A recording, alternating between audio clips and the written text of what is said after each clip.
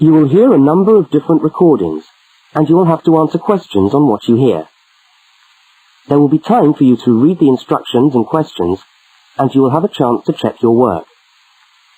All the recordings will be played once only. The test is in 4 sections. Write all your answers in the listening question booklet. At the end of the test, you will be given 10 minutes to transfer your answers to an answer sheet. Now turn to section 1 of your question booklet.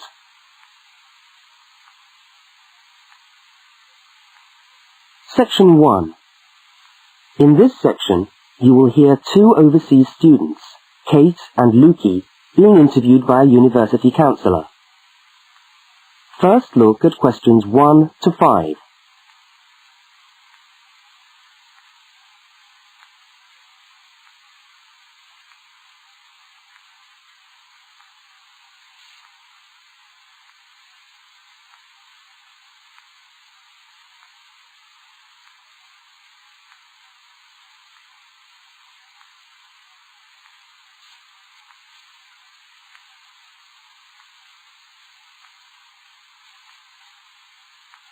You will see that there is an example which has been done for you.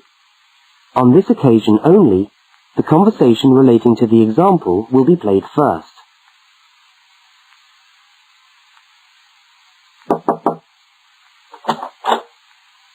Hi there, Kate. Come on in. How are you today? Fine, thanks. Hi, Lukey. How's things? Okay. Well, as I explained on the phone, I'm a counsellor here at the Student Services section of the university. And I'm interviewing overseas students to help me draw up a guide for new students. So I'd be grateful if you could tell me a little about your time since you've been here in Cambridge. Right. Yeah. Now, Kate, let's start with you. Okay, this is your 2nd semester, isn't it? Could you tell us something about your first impressions of the town when you arrived? Yeah. Well, first of all, I was struck by how quiet it is here in the evening. Kate's first impression of the town is that it is quiet in the evening, so quiet is the answer. Now we shall begin. You should answer the questions as you listen, because you will not hear the recording a second time. Now listen to the first interview with Kate and complete the notes by filling in the numbered spaces 1 to 5.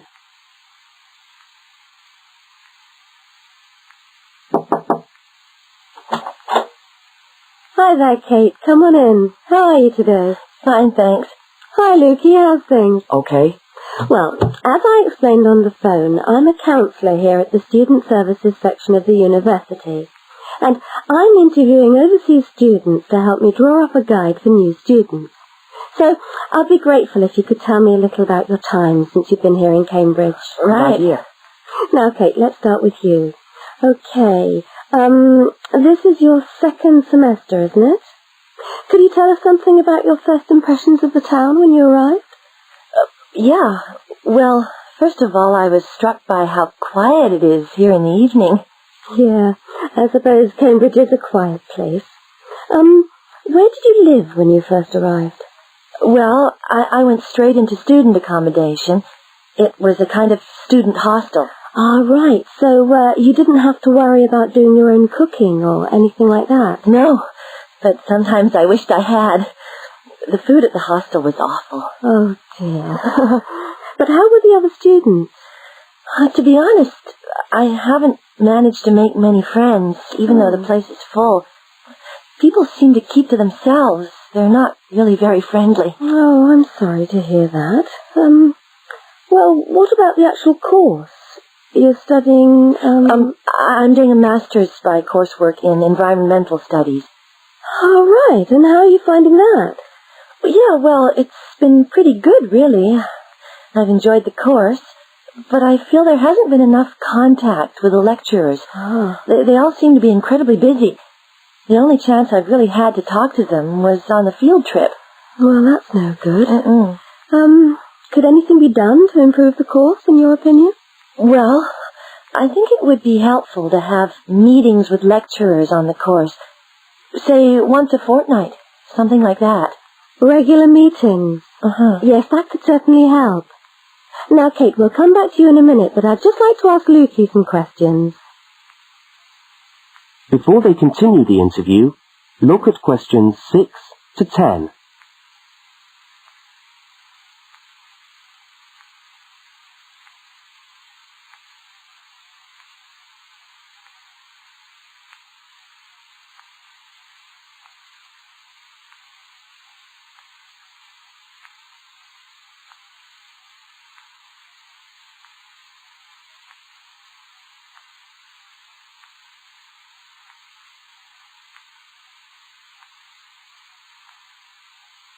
As you listen to the rest of the interview, complete the notes. Lukey, where are you from? I am from Indonesia. And how did you find Cambridge when you first arrived? Well, I like it here. I think the city is very beautiful. What about your accommodation? Was that okay? Yes, okay. At first, I stayed with a family for 3 months. They were very kind to me, but they had 3 young children and I found it difficult to study. Right, I see. So after 3 months, I moved out, and now I live with 2 other students in a student house. It's much cheaper and we like it there. Good. And, what about your studies? What are you studying? I'm doing a Bachelor of Computing. Computing, I see. Apart from the language difficulties, if you can separate them, how have you found the course? Okay, but... Yes, go on. Well, the main difficulty for me is getting time on the computers in the computer room. It's always busy and this makes it very hard to do my practical work. Yes, I'm sure it would. Can you reserve time in the computer room? No, you can't. But it would certainly help if we could reserve computer time. Yes, I'll look into that and see if something can't be done to improve things over there. Now, let's go back to Kate. That is the end of section 1. You now have half a minute to check your answers.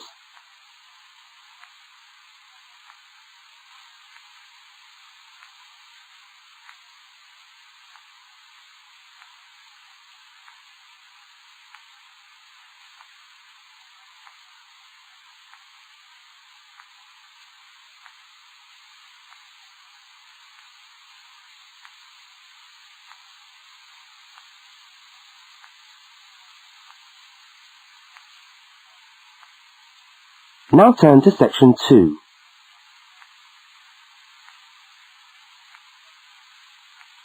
Section 2. You are going to hear a radio talk about buying a bicycle. First, you have some time to look at questions 11 to 20.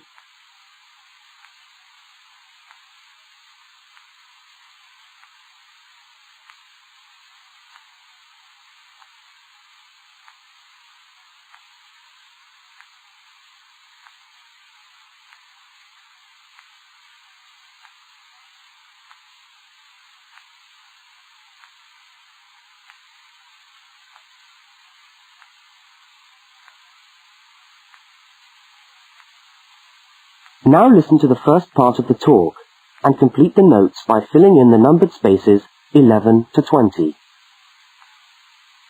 Well, last week we talked about buying camping equipment, and today I'd like to talk to you about buying a bicycle.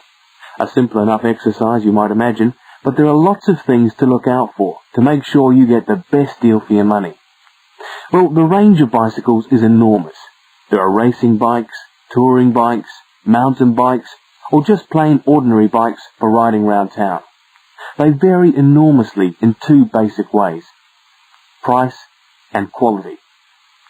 This means that the choice you make will probably be determined by the amount of money you want to pay, your own personal needs, what is actually available, or a compromise of all 3 things. However, in broad terms, you can spend anything from $50 to $2,000 on a bike, so you'll need to know what you're looking for. Single-speed cycles, that is bikes with no gears, are really only suited to short, casual rides. Their attraction is their simplicity and reliability. After years of neglect, they still manage to function, though not always too efficiently. If it's basic transport you're after, then you can't go wrong. 3-speed cycles, on the other hand, are all that is really necessary for most town riding, going to the shops and things like that. Like the single-speed bike, they're simple and reliable.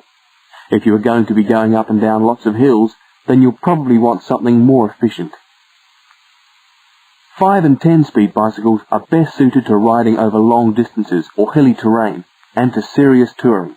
So if it's serious touring you're interested in, get a 5 or 10-speed bike.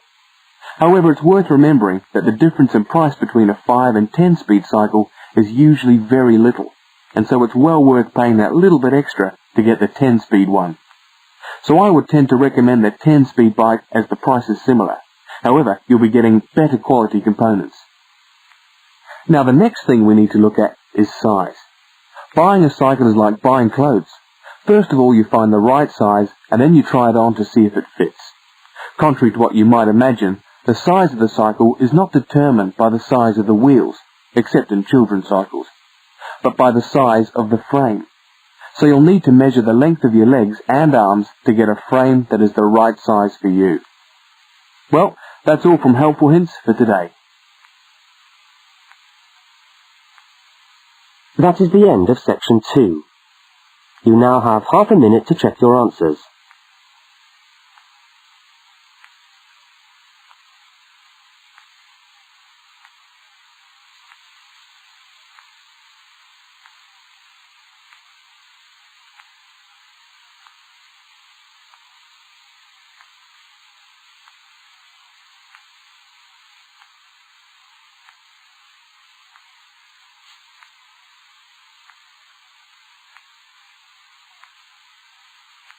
Now turn to section 3.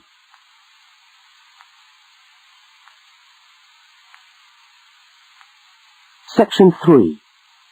In this section, you will hear a conversation between 2 students, Fiona and Martin, talking about a tutorial topic. First, look at questions 21 to 24.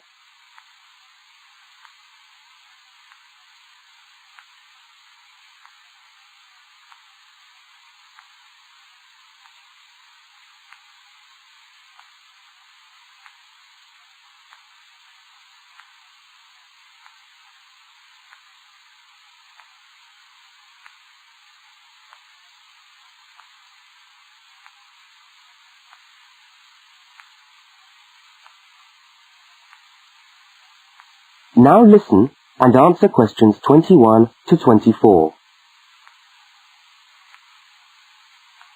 Hi there, Martin. How are you going with your Australian Studies tutorial paper? Oh, good. I finished it, actually. Lucky you. What did you do it on? I'm still trying to find an interesting topic. Well, after some consideration, I decided to look at the history of banana growing in Australia. Banana growing? Yeah, banana growing. Fascinating, I'm sure. Well, it's not as boring as you'd think. And I wanted to tie it into the work I've been doing on primary industries and the economy. Anyway, I bet there are a few things you didn't know about bananas. Such as? Such as the fact that bananas were among the first plants ever to be domesticated. Oh, really? Yeah, they're an extremely nourishing food. I suppose you're going to tell me the whole history of banana growing now, aren't you? Well, it'll be a good practice run for my tutorial next week. I'll do the same for you sometime. Okay, fire away. So where were these bananas first domesticated? According to my research, the Cavendish banana, which is a type of banana, and the first type to be cultivated here, actually originated in China, but they had a fairly roundabout route before they got to Australia. You mean they didn't go straight from China to Australia? No, they didn't. It seems that in 1826, bananas were taken from South China to England. I suppose they'd have made a welcome addition to the English diet. Yes, I'm sure. Well, apparently there was an English duke who was particularly fond of bananas, and he used to cultivate them in his hothouse, which is where you have to grow them in England, of course, because of the cool climate. And they became quite popular in the UK. So he was the one responsible for cultivating the Cavendish banana, which was then introduced into Australia. I see, and we've been growing them ever since. Yeah. Now look at questions 25 to 32.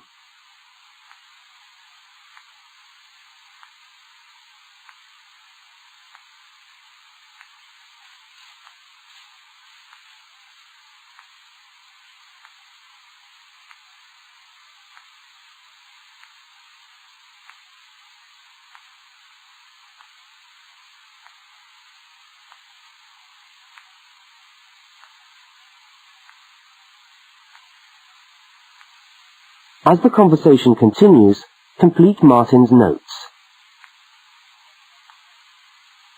Are they hard to grow? Well, yes and no.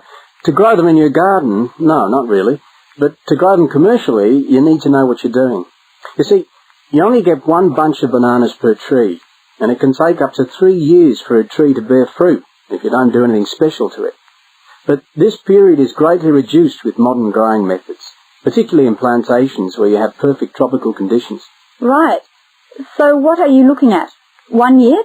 2 years? No, around 15 months in good conditions for a tree to produce a bunch of bananas. And once you've got your bunch, you cut the bunch and the plant down. So how do the trees reproduce then? Well, bananas are normally grown from suckers, which spring up around the parent plant, usually just above the plant. They tend to like to grow uphill, or at least that's the common wisdom. So that's why banana plantations are usually on hillsides, is it? Yeah, they grow best like that. That's interesting. If you plant them in rich soil and give them plenty of water at the beginning of summer, then they should be well advanced by the beginning of winter, when growth virtually stops. But in a country like England, they're hard to grow. Although, you can grow them in a hothouse. But in Australia, it's not difficult. No, though even here, the growers put plastic bags around the bunches to protect them and keep them warm. If you go up to the banana growing districts, you'll see all these banana trees with plastic bags on them. But how do they stop the bananas going bad before they reach the shops? Well, the banana bunches are picked well before the fruit's ripe. Once you cut the bunch, the bananas stop growing, but they do continue to ripen. The interesting thing is that once one banana ripens, it gives off a gas which then helps all the others to ripen. So they pretty much all ripen within a few hours of each other. Amazing. So do we export lots of bananas overseas to Europe and Asia, for instance? Well, oddly enough, no. I believe New Zealand takes a small proportion of the crop, but otherwise, they're mostly grown for the domestic market, which is surprising when you think about it, because we grow an enormous number of bananas each year. Yes, well, thank you for all that information. I'm sure the tutorial paper will go really well. You certainly seem to have done your research on the subject. Let's hope so. That is the end of section 3. You now have half a minute to check your answers.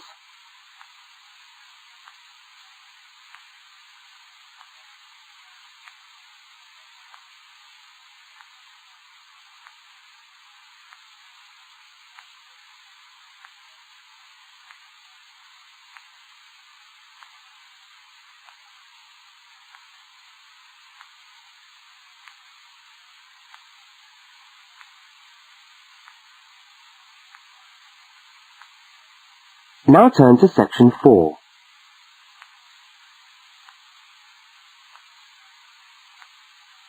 Section 4. You are going to hear part of a public lecture for new students. First, look at questions 33 to 35.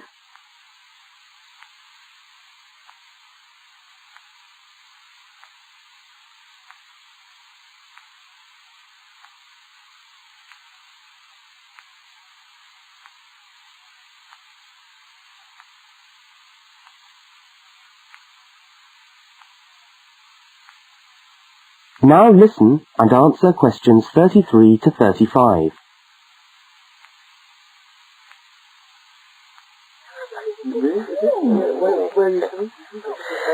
Good morning everyone, and welcome to our regular lecture on health issues. This series of lectures is organised by the Students' Union and is part of the Union's attempt to help you, the students of this university, to stay healthy while coping with study and social life at the same time. So, it's a great pleasure for me to welcome back Ms. Diane Greenbaum, who is a professional dietitian and who has been kind enough to give up her time in what I know is a very hectic schedule to come along and talk to us today. Thank you. Thank you very much, John. May I say it's a pleasure to be back. Now, stresses at university, being away from home and having to look after yourselves, learning your way around the campus, all contribute to making it quite hard sometimes to ensure that your diet is adequate. So, today, I'm going to talk about ways of making sure that you eat well, while at the same time staying within your budget.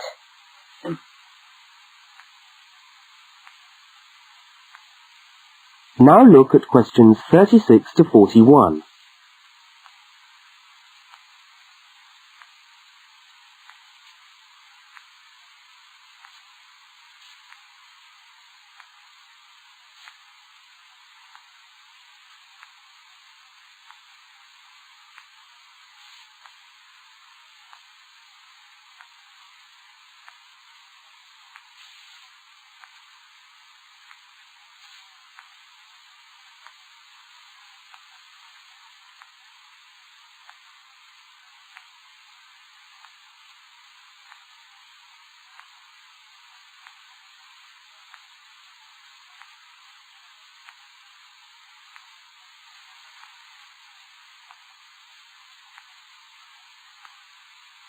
As you listen to the second part of the lecture, complete the notes and diagram in the spaces provided.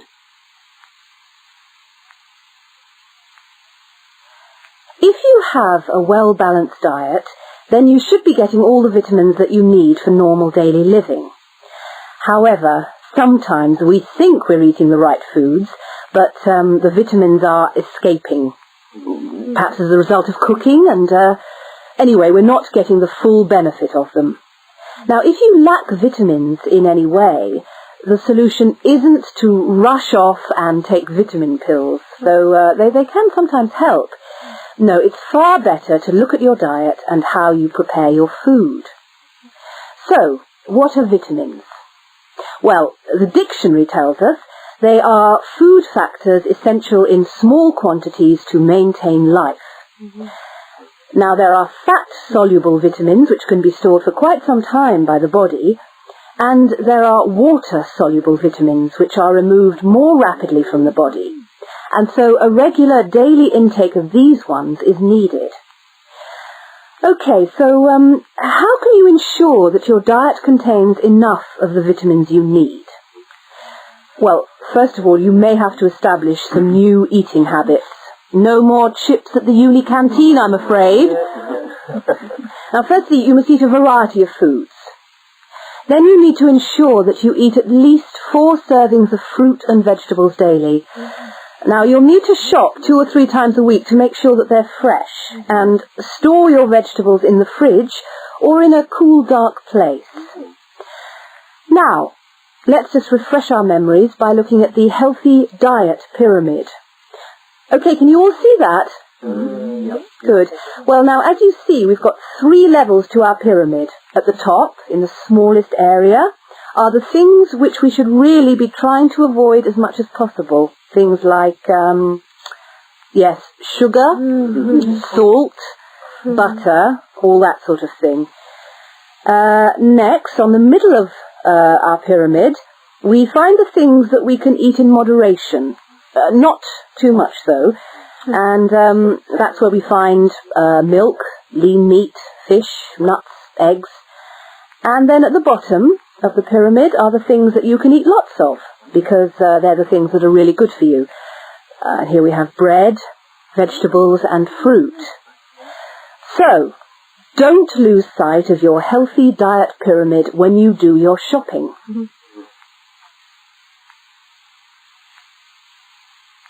That is the end of section 4. You now have half a minute to check your answers.